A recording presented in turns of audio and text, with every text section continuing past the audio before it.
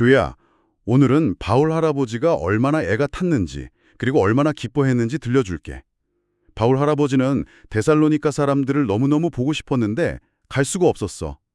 그래서 참다 못해 자신은 아테네라는 곳에 혼자 남기려 하고 대신 아주 믿음직한 동생 디모데를 데살로니가로 보냈단다.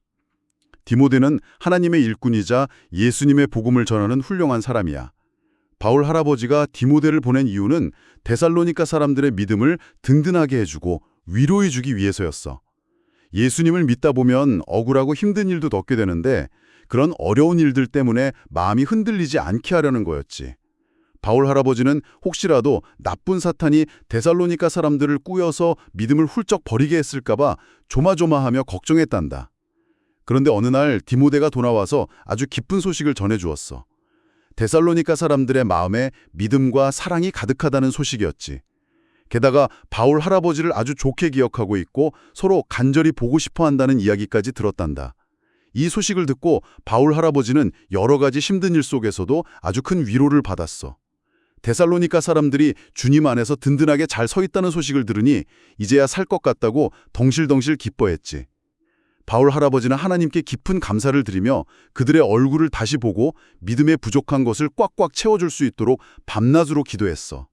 그리고 하나님이 길을 뻥 뚫어주셔서 다시 만나게 되기를, 또 그들의 사랑이 폭포수처럼 넘쳐나서 예수님이 다시 오실 때 하나님 앞에서 흠없이 깨끗하고 거룩한 모습으로 서게 되기를 간절히 기도했단다.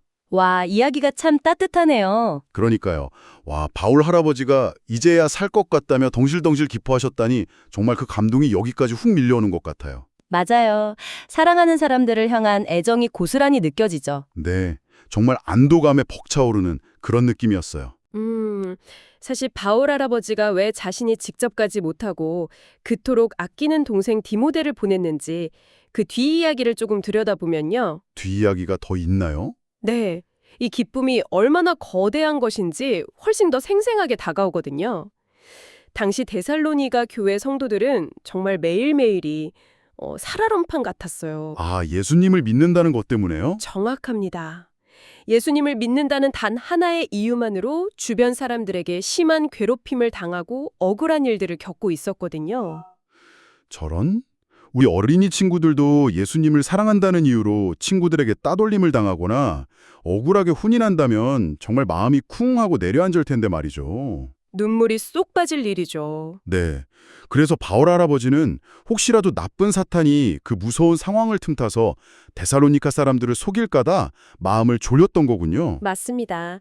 사탄이 다가가서 이봐, 예수님 믿어봤자 너만 고생하잖아. 그냥 포기해. 이런 식으로 유혹할까 봐요. 아, 그동안 힘들게 싹틔운 소중한 믿음을 훌쩍 버리게 될까봐 엄청 조마조마하셨겠어요. 마치 위험한 찻길 옆에 아이를 혼자 두고 온 부모님처럼 발을 동동 구르며 애가 탔던 겁니다. 진짜 잠도 안 오셨을 것 같아요. 그래서 그들을 위로하고 흔들리는 믿음을 옆에서 꽉 붙잡아 주라고 가장 믿을 수 있는 동생 디모데를 보낸 것이죠. 아주 훌륭한 하나님의 일꾼을 그 험한 곳으로 보낸 거네요. 네, 맞아요. 아, 그래서 디모데가 돌아와서 전해준 소식이 단순히 잘 지낸대요 수준이 아니라 진짜 세상을 다 얻은 것 같은 최고의 뉴스였군요. 그렇죠.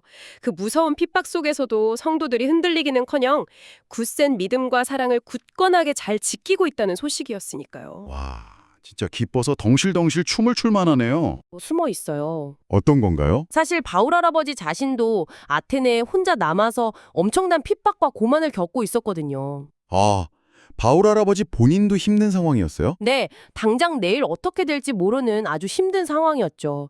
몸도 마음도 지쳐 쓰러지기 일보 직전이었을 텐데요. 네. 디모데가 가져온 데살로니가 성도들의 굳센 믿음과 사랑에 대한 소식을 듣자마자 자신이 힘들다는 사실조차 까맣게 잊어버렸습니다. 와, 자기 고통보다 사랑하는 성도들의 믿음이 지켜졌다는 사실이 훨씬 더 중요했군요. 네, 그게 바울에게는 상상할 수 없을 만큼 더 큰 위로자 힘이 되었던 것이죠. 저도 예전에 아주 아끼고 소중한 것을 잃어버려서 하루 종일 밥도 못 먹고 끙끙 앓았던 적이 있거든요. 아, 진짜 애가 타죠. 네, 그러다 그걸 딱 찾았을 때 막혔던 숨이 탁 트이면서 아, 진짜 이제야 살겠다 하고 주저앉은 적이 있었어요. 바로 그 기분입니다. 바울 할아버지에게는 자기가 사랑하는 성도들의 믿음이 지켜졌다는 소식이 바로 그런 기분이었나 봐요. 아니, 아마 그거보다 수천 배는 더 강력한 생명수 같았겠죠. 정확한 표현이에요. 바울 할아버지가 편지에 쓴 이 이제야 살 것 같다라는 말은 그래서 단순히 기분이 좋아졌다는 뜻을 훌쩍 뛰어넘습니다. 아, 기분이 좋다는 것 이상해요? 네, 깊이 묵상해 보면요. 이 말씀은 캄캄한 터널 속에 갇혀 숨을 헐떡이던 사람이 마침내 바깥으로 나와서 신선한 공기를 들이마시는 것과 같아요. 와, 쿵쾅쿵쾅 심장이 뛰는 진짜 생명 같은 거네요. 맞습니다.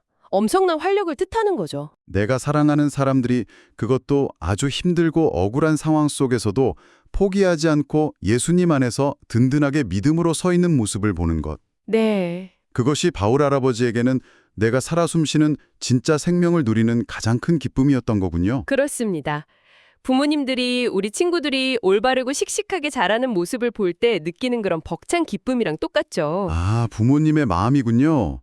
정말 감동적이에요. 그런데 전 이 편지의 뒷부분으로 넘어가면 살짝 고개가 갸웃해지는 대목이 등장하더라고요. 고개가 갸웃해진다고요? 바울 할아버지가 그토록 기뻐하면서도 하나님께 여전히 밤낮으로 간절히 기도하는 제목이 하나 있었잖아요. 아, 네, 있었죠. 다시 그들의 얼굴을 만나서 그들의 믿음에 부족한 것을 꽉꽉 채워줄 수 있도록 해달라는 기도 말입니다. 아, 듣고 보니 저도 그 부분이 확 궁금해지네요. 그렇죠. 데살로니가 사람들은 방금 믿음과 사랑이 가득하다고 칭찬을 듬뿍 받았잖아요. 사탄의 유혹도 멋지게 이겨냈고요. 맞아요. 아주 잘하고 있었죠. 그런데 바울 할아버지는 도대체 그들의 믿음에 뭘 더 채워주겠다는 걸까요? 이미 믿음 100점 만점에 100점인 것 같은데요? 이 질문이 오늘 이야기의 아주 깊은 곳으로 우리를 안내해 줍니다. 오, 비밀이 숨겨져 있나요? 성경에 처음 쓰여진 헬라어 원어를 들여다보면요. 네. 바울 할아버지가 쓴 이 채워준다는 단어 속에는 아주 특별하고 놀라운 두 가지 그림이 숨겨져 있습니다. 두 가지 그림이요? 네, 그 첫 번째 그림은 바로 바다에서 물고기를 잡는 어부가 오랜 시간 험한 바다에서 사용하느라 이리저리 찢어진 그물을 고치는 모습을 뜻합니다. 와, 찢어진 그물을 고친다는 뜻이 숨어 있었군요. 네, 아주 생생한 비유죠. 우리 어린이 여러분, 지금부터 상상력을 한번 크게 발휘해 볼까요? 모두 눈을 감아보세요. 네, 눈을 감고 바다로 가봅시다. 여러분은 지금 갈릴리 바다 위에 떠 있는 작고 낡은 고기잡이 배의 어부예요. 깜깜한 밤, 차가운 바닷바람을 맞으며 몇 시간 동안 끙끙대며 무거운 그물을 끌어올리고 있어요. 이번엔 진짜 만선이다. 엄청나게 많이 잡혔다. 하고 기대에 부풀어 있었겠죠? 맞아요. 그런데 그물 한가운데가 뻥 하고 커다랗게 찢어져 있는 거예요. 아이고 저런. 힘들게 잡은 은빛 물고기들이 그 커다란 구멍 사이로 쏙쏙 꼬리를 치며 다 도망쳐버리는 걸 본다면 여러분 기분이 어떨까요? 정말 속상하겠죠. 아마 엉엉 울면서 그 자리에 털썩 주저앉고 싶을 거예요. 그 허탈함과 속상함은 이루 말할 수 없죠. 그래서 지혜롭고 훌륭한 어부는요. 네, 어부는 어떻게 하나요? 바다에 나가 고기를 잡는 시간만큼이나 배 위에서 찢어진 그물을 고치는데 아주 많은 시간과 정성을 쏟습니다. 고기 잡는 것만큼 고치는 것도 중요하군요. 대충 엉성하게 묶고 마는 게 아니에요. 찢어진 그물코 하나하나를 세심하게 찾아내서 튼튼한 밧줄로 한 땀 한 땀 정성스럽고 단단하게 다시 꿰매는 과정을 거치죠. 진짜 꼼꼼하게 해야겠네요. 안 그러면 또 찢어질 테니까요. 맞아요. 시간이 아주 오래 걸리고 끈기가 필요한 작업입니다. 그럼 데살로니가 성도들의 믿음도 그런 찢어진 그물 같았다는 건가요? 그렇습니다. 데살로니가 성도들이 핍박을 견디며 훌륭하게 믿음을 지키고는 있었지만요. 험한 파도 같은 세상 속에서 이리 치이고 저리 치이다 보니 그들의 마음 그물 여기저기가 알게 모르게 찢어져 있었던 겁니다. 찢어진 그물을 고치듯이 채워준다는 뜻이라니 정말 좋네요. 그 찢어진 구멍으로 하나님이 주신 은혜와 평안, 기쁨이 쏙쏙 빠져나가지 않도록 바울 할아버지가 직접 가서 다정하게 꿰매주고 싶었던 거네요. 와, 우리도 상처받고 슬플 때 마음이 뻥 뚫린 것 같잖아요. 네, 누구나 그런 때가 있죠. 하나님은 우리 마음의 구멍까지 꼼꼼하게 꿰매주길 원하시는 정말 세심하신 분이군요. 맞습니다. 아주 다정하고 세심한 분이시죠. 그리고 두 번째 그림도 아주 흥미롭습니다. 또 다른 그림은 뭔가요? 이 단어는 의사가 넘어져서 부러진 뼈를 제자리 딱 맞추는 것을 의미하기도 하거든요. 와, 의사 선생님이 뼈를 맞추는 거요? 이것도 우리 친구들이 진짜 생생하게 상상할 수 있을 것 같아요. 자전거 타다 넘어진 기억 다들 한 번쯤은 있을 텐데요. 여러분, 자전거를 처음 배울 때 내리막길을 쌩쌩 달리다가 돌부리에 걸려 쾅 하고 넘어진 적 있나요? 아니면 놀이터 정글쯤 높은 곳에서 뛰어내리다가 발을 잘못 디뎌서 팔이나 다리뼈가 뚝 하고 부러졌다고 생각해 보세요. 우악, 생각만 해도 너무 아파요. 뼈가 제자리에서 어긋나면 팔을 아주 살짝만 움직여도 눈물이 쏙 빠질 만큼 엄청나게 아프잖아요. 뼈가 어긋나 있으면 그 어떤 좋은 약을 발라도 소용이 없죠. 부러진 뼈가 혼자서 스르륵 제자리를 찾아가지도 않고요. 절대로 혼자서는 안 낫죠. 그럴 땐 꼭 병원에 가야 해요. 그때 꼭 필요한 분이 바로 의사 선생님입니다. 맞아요. 의사 선생님은 엑스레이를 찍어서 뼈가 어디가 어떻게 어긋났는지 정확히 살펴본 다음 조심스럽지만 아주 강한 두 손으로 부러진 뼈를 꽉 잡고 원래 있어야 할 제자리로 딱 맞춰줍니다. 뼈가 맞춰지는 그 순간에는 학 소리가 날 만큼 아프고 눈물이 찔끔 나겠죠? 네, 정말 아프겠지만 그렇게 어긋난 뼈를 제자리에 맞추어 주어야만 뼈가 다시 단단하게 붙어서 예전처럼 마음껏 뛰어놀 수 있는 건강한 팔, 다리로 회복되니까요. 아, 우리의 믿음도 똑같네요. 어떤 점이 똑같다고 생각하시나요? 가끔은 내 믿음의 그물이 이리저리 찢어져서 마음이 텅 빈 것 같을 때도 있고요. 네. 친구랑 크게 싸우거나 억울한 일을 당해서 내 마음의 뼈가 툭 부러진 것처럼 아파서 아무것도 하기 싫을 때가 있잖아요. 맞아요. 그럴 때 마음이 참 아프죠. 바울 할아버지가 성도들의 부족함을 채워준다고 간절히 기도했을 때 그것은 너희는 왜 이것밖에 안 돼? 왜 그렇게 믿음이 부족해? 하고 혼내거나 지적하는 게 절대 아니었군요. 전혀 아니죠.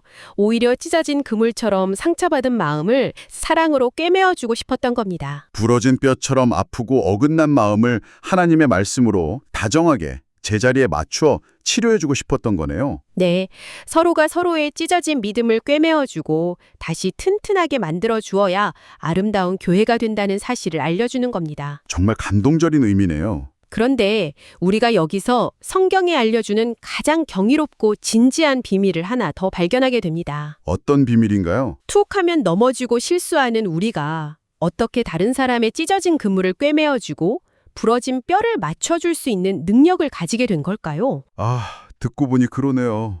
내 그물도 이리저리 찢어져 있는데 남의 그물을 꿰매주긴 진짜 힘들 텐데요. 맞아요. 우리 스스로의 힘으로는 불가능하죠. 혹시 누군가 먼저 내 그물을 완벽하게 고쳐주셨기 때문일까요? 바로 그겁니다. 우리 예수님께서 십자가 위에서 먼저 그 놀라운 일을 우리에게 해주셨기 때문입니다. 아, 예수님의 십자가 사랑이군요. 예수님은 우리가 지은 죄 때문에 갈기갈기 찢어졌던 우리의 마음, 그리고 하나님과 완전히 단절되어서 뚝 부러져 버렸던 우리의 관계를 다시 이어주시기 위해 십자가에서 피를 흘려주셨습니다. 우리의 부러진 관계를 십자가에서 다시 이어주신 거네요. 네, 자신의 생명을 아낌없이 내어주시는 그 크신 희생으로 우리의 찢어진 그물을 완벽하게 고쳐주시고 어긋난 뼈를 튼튼하게 맞추어 주신 것이죠. 정말 경이롭고 가슴이 먹먹해지는 사실입니다. 세상에서 가장 훌륭한 의사자, 어부이신 예수님께서 그 십자가 사랑으로 우리의 부러진 곳, 찢어진 곳을 완전하게 고쳐주셨기에 우리가 영원한 생명을 얻고 펄펄 살아나게 된 거군요. 그렇습니다. 그 놀라운 치료와 사랑을 듬뿍 받은 우리니까요. 당연히 내 옆에 있는 친구들의 상처도 돕고 꿰매주며 서로의 믿음을 채워줘야겠다는 생각이 절로 듭니다. 바울 할아버지는 이 감동적인 편지의 마지막에 이르러 성도들의 사랑이 폭포수처럼 넘쳐나서 훗날 예수님이 다시 오실 때 하나님 앞에서 흠없이 깨끗하고 거룩한 모습으로 서게 되기를 간절히 기도하며 마무리합니다. 흠 없이 깨끗한 모습이요? 네, 여기서 흠이 없다는 말 또한 우리 친구들이 아주 정확하게 이해하고 넘어가야 할 중요한 의미를 담고 있어요. 흠이 없다는 건 우리가 단 한 번도 죄를 짓지 않고 나쁜 생각도 안 하고 거짓말이나 짜증도 절대 안 내는 완벽하게 100점짜리 깨끗한 로봇처럼 살아야 한다는 뜻은 아니겠죠? 물론 아닙니다. 우리는 매일 굿딩 결심해도 또 실수투성이가 되곤 하잖아요. 흠이 없다는 것은 우리 스스로의 힘과 노력으로 완벽하게 깨끗해져야 한다는 뜻이 절대 아닙니다. 넘어져서 옷에 흙탕물이 잔뜩 묻은 아이를 상상해 보세요. 흙탕물이 잔뜩 묻은 아이요? 아이 혼자 힘으로는 그 얼룩을 완벽하게 지워낼 수 없습니다. 하지만 엄마 아빠가 가장 하얗고 깨끗하고 따뜻한 새 옷을 가져와서 그 아이의 더러워진 허물을 머리부터 발끝까지 싹 덮어주면 겉보기에 아주 뽀얗고 예뻐지는 것과 같습니다. 아, 새 옷으로 덮어주는 거군요. 즉, 예수님의 십자가 사랑이 우리의 모든 실수가 못난 허물들을 따뜻한 새옷처럼 덮어주셔서 하나님이 우리를 보실 때 우리의 더러운 죄가 아니라 예수님의 그 예쁜 사랑을 보시고 우리를 아주 깨끗하고 흠없는 모습으로 안아주신다는 놀라운 은혜의 의미입니다. 와, 흙탕물을 뒤집어 쓴 나에게 예수님이 십자가라는 가장 깨끗하고 따뜻한 담요를 덮어주셔서 하나님 보시기에 아주 예쁜 아이가 된다는 뜻이었군요. 완벽한 비유입니다. 이 말씀을 들으니 마음이 정말 든든하고 포근해집니다. 나 스스로는 완벽할 수 없지만 예수님이 나를 예쁘게 덮어주신다는 사실이 진짜 큰 위로가 되네요. 네, 그 은혜를 기억하는 것이 핵심입니다. 자, 그럼 우리는 오늘 들은 이 바울 할아버지와 디모데, 그리고 데살로니가 사람들의 아름다운 이야기를 통해 무엇을 기억하고 우리의 매일매일 삶에 어떻게 적용할 수 있을까요? 가장 먼저 우리 친구들이 실천해 볼 수 있는 것은 바울 할아버지의 그 넓고 따뜻한 마음을 닮아가는 것입니다. 바울 할아버지의 마음이요. 학교에서나 집에서 내가 칭찬받고 나 혼자 1등하는 것만 기뻐하는 것이 아니라 내 친구, 내 동생, 내 가족의 믿음이 쑥쑥 자라나고 좋은 일이 생길 때 마치 내가 상을 받은 것처럼 가장 크게 기뻐하고 덩실덩실 박수 쳐주는 사람이 되기로 다짐해보는 것이죠. 아, 어머, 네가 친구에게 장난감을 양보하는 걸 보니 정말 예수님을 닮아가는구나 하고 활짝 웃으며 기뻐해 주는 거네요. 네, 그런 따뜻한 응원이 필요하죠. 그리고 저도 하나 당장 실천해보고 싶어져요. 내 주변에 혹시 속상한 일이나 억울한 일 때문에 엉엉 울고 믿음이 쿵 흔들리는 친구가 있다면요. 네, 그럴 땐 어떻게 해야 할까요? 뒤에서 모른 척하거나 수근거리는 게 아니라 디모데처럼 용기 내어 가장 먼저 다가가는 거죠.